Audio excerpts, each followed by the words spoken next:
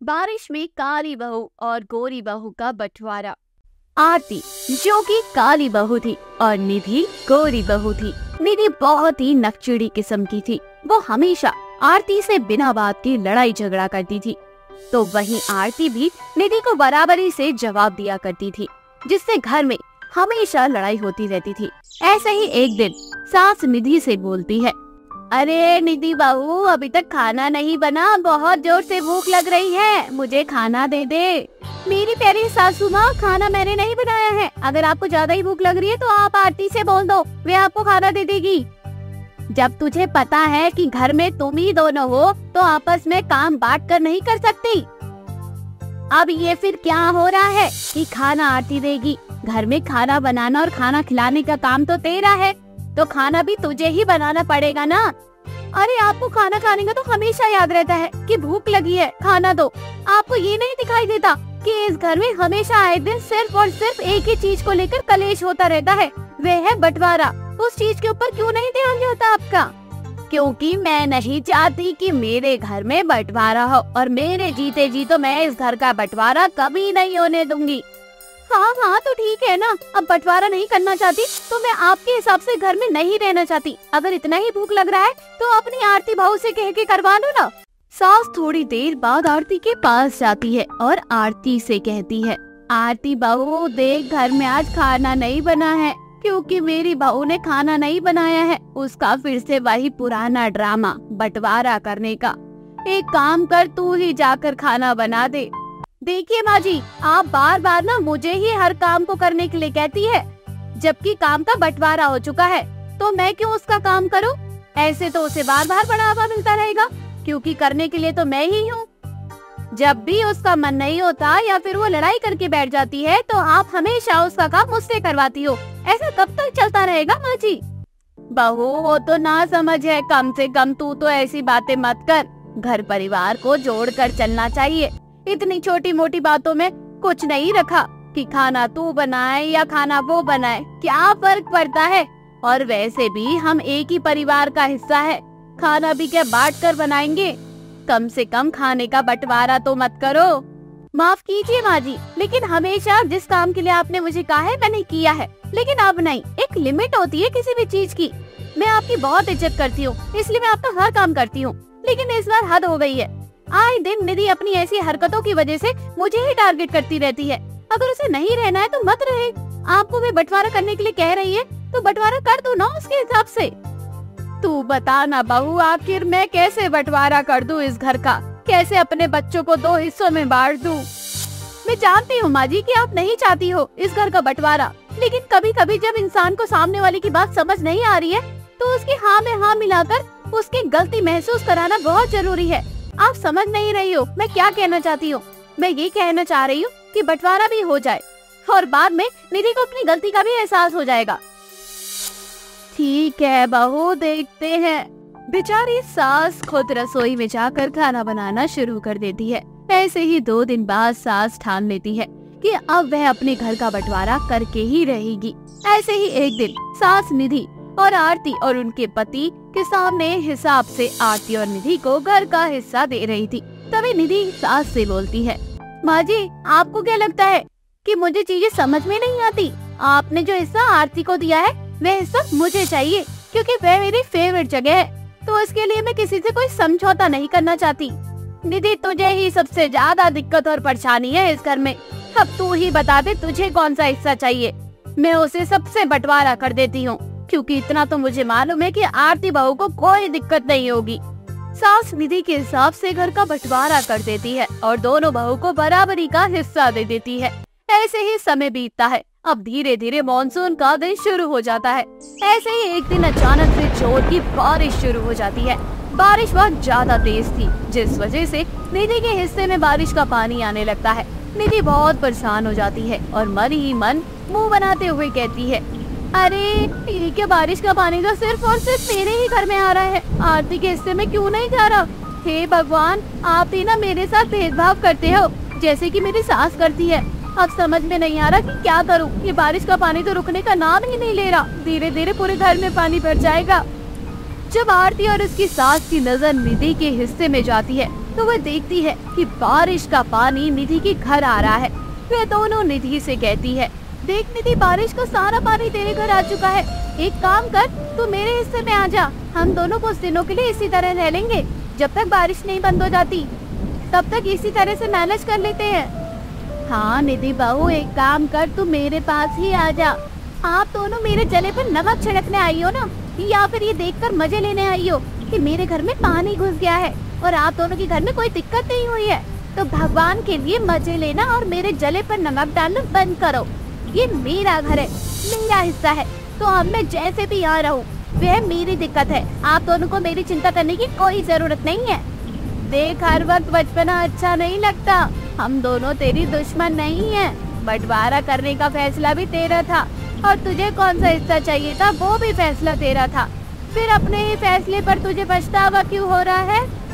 मैंने तो कुछ बोला नहीं कि मुझे कोई पछतावा है, या फिर मैं आप लोगों को बुलाने आ गई और आप लोगों से भीख मांगने लगी कि मुझे अपने घर पे रख लो।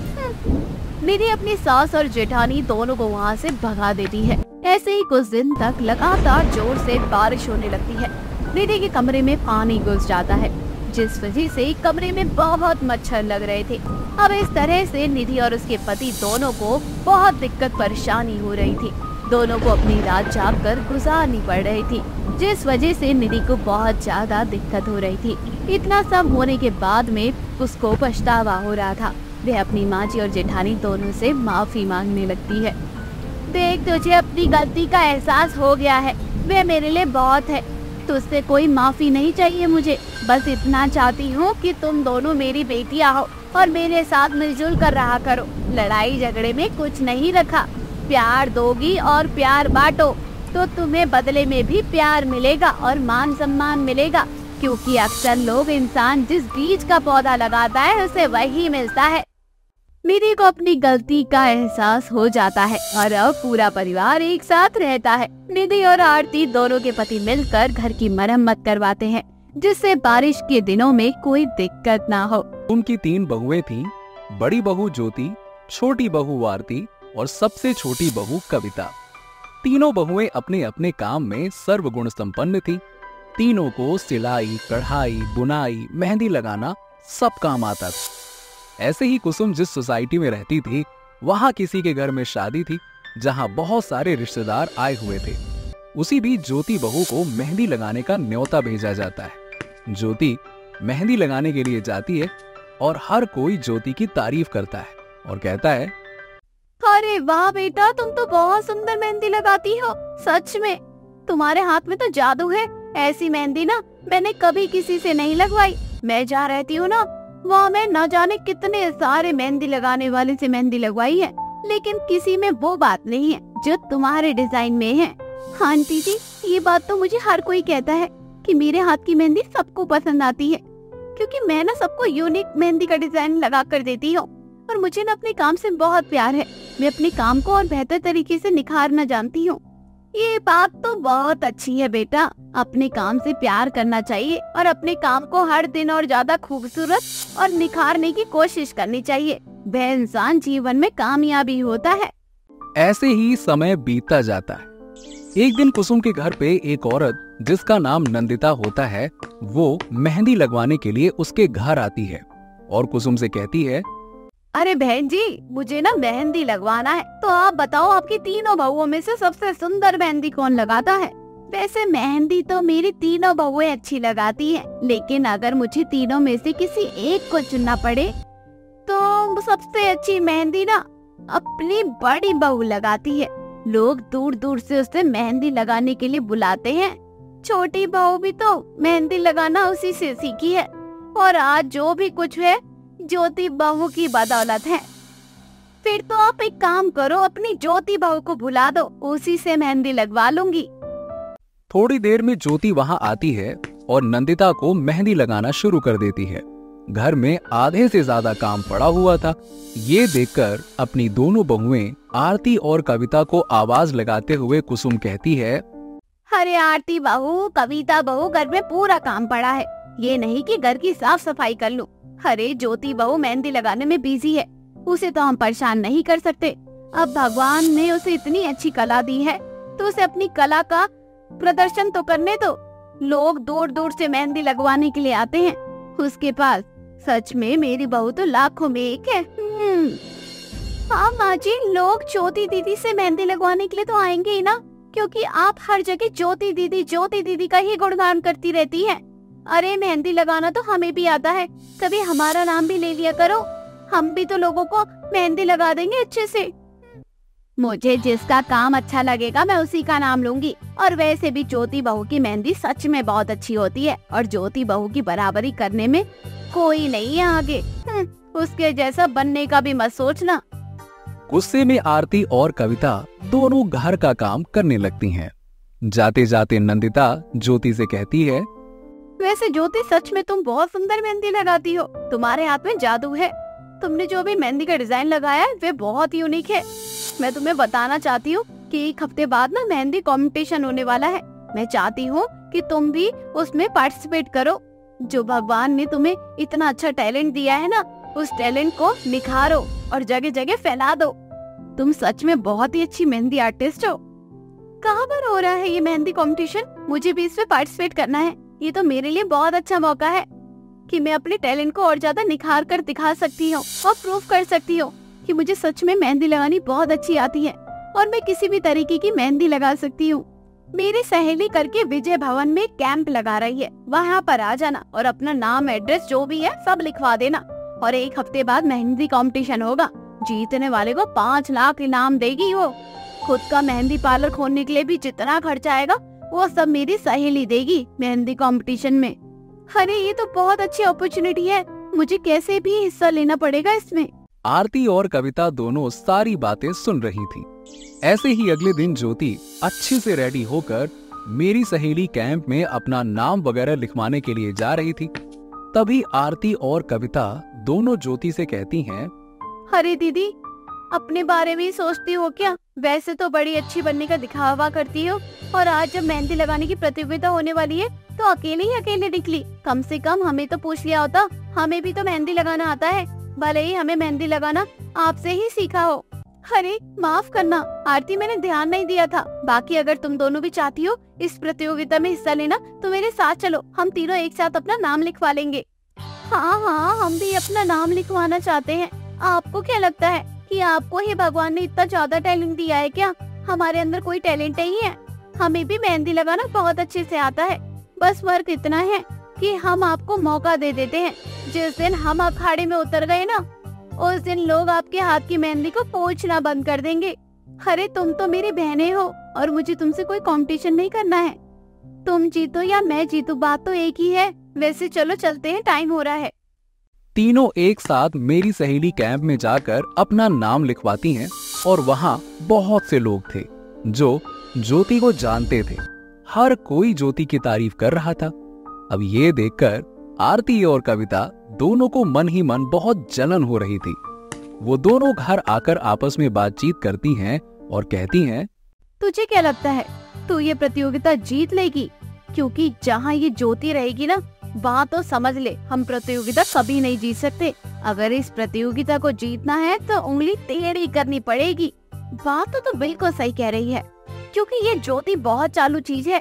इसे एक एक सुंदर सुंदर मेहंदी के डिजाइन आते हैं और ये हमें 5 मिनट में हरा देगी। अरे ये तो दोनों हाथों से मेहंदी लगाती है। समझ में नहीं आ रहा कि हम कैसे ये प्रतियोगिता जीतें। एक तो तरीका है, इस प्रतियोगिता में मेहंदी घर से लेकर जाना है। तो हम ज्योति की मेहंदी में एक ऐसा केमिकल मिला देंगे जिससे वे मेहंदी ही ना लग पाए। मतलब कि जिसे वो मेहंदी लगाएगी उसके हाथ में जलन शुरू हो जाएगा और ज्योति की प्रतियोगिता खराब हो जाएगी और हम ये प्रतियोगिता कैसे भी जीत जाएंगे। ऐसे ही एक हफ्ते बाद प्रतियोगिता शुरू हो जाती है। इस प्रतियोगिता में 11 औरतों ने हिस्सा लिया था, जिसमें से आरती, कविता और ज्योति भी थी। सभी लोग बैठकर मेहंदी लगा रहे थे। सबसे पहले ज्योति ने मेहंदी लगाकर सबका दिल जीत लिया। ज्योति की मेहंदी की डिजाइन सबसे अलग और सुंदर थी। हर किसी को ज्योति की मेहंदी बहुत पसंद आई और ये प्रतियोगिता ज्योति ही जीत गई। ये देखकर आरती और कविता दोनों का मुंह खुला का खुला रह गया। दोनों उदास मन से घर आती हैं। तभी कुसुम कविता और आरती से कहती है, क्या हुआ आरती और कविता, तुम इतना उदास क्यों हो?